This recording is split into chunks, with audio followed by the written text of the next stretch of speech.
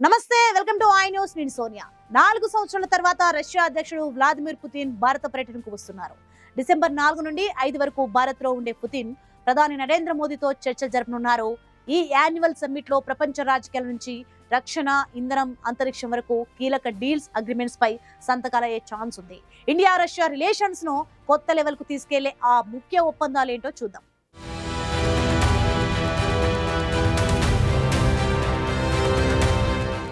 ఇప్పుడు global attention అంతా ఢిల్లీపైనే.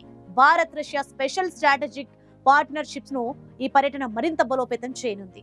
అందులో నెంబర్ 1 మెయిన్ గా S-400 డిఫెన్స్ సిస్టమ్. భారత్ ఇప్పుడు S-400 డిఫెన్స్ సిస్టమ్ కోసం కొత్త ఆర్డర్స్ ఇచ్చే ఛాన్స్ ఉంది. ఇప్పటికే 5 యూనిట్ల కొనుగోలుకు డీల్ జరగగా ఇప్పుడు మరింత పవర్ కోసం కొత్త డీల్ పై చర్చ జరుగుతాయి. ప్రతి S-400 స్క్వాడ్రన్ లో 6 లాంచర్లు, రాడార్లు, కమాండ్ సిస్టమ్స్ ఉంటాయని, ఇది మన రక్షణ ప్రయారిటీ అని చెప్పవచ్చు. Number 2, Russian oil discount. Bharat కు చౌక ఎనర్జీ సప్లై పై దీర్ఘకాలిక అగ్రిమెంట్ జరిగే అవకాశం ఉంది. అమెరికన్ టారిఫ్ల ఒత్తిడి ఉన్న రష్యా ఇచ్చే కొత్త డిస్కౌంట్ ఆఫర్ కీలకం కానుంది. LNG, బొగ్గు గ్యాస్, పైప్ లైన్ సహకారంపై కూడా డిస్కషన్స్ ఉంటాయి. నెంబర్ 3 చూసుకుంటే ట్రేడ్ బ్యాలెన్స్ ప్యాకేజ్. 2 దేశాల మధ్య ట్రేడ్ లో ఉన్న అసమతుల్యతను సరిచేయడానికి కీలక ప్యాకేజీ రానుంది. భారతీయ వస్తువులకు రష్యా మార్కెట్ లో స్పెషల్ యాక్సెస్ ను ప్రకటించవచ్చు. రూపాయి, రూబీల్లో ట్రేడ్ ను పెంచడానికి ప్రయత్నాలు జరుగుతాయి. నెంబర్ 4, డిఫెన్స్ కో ప్రొడక్షన్.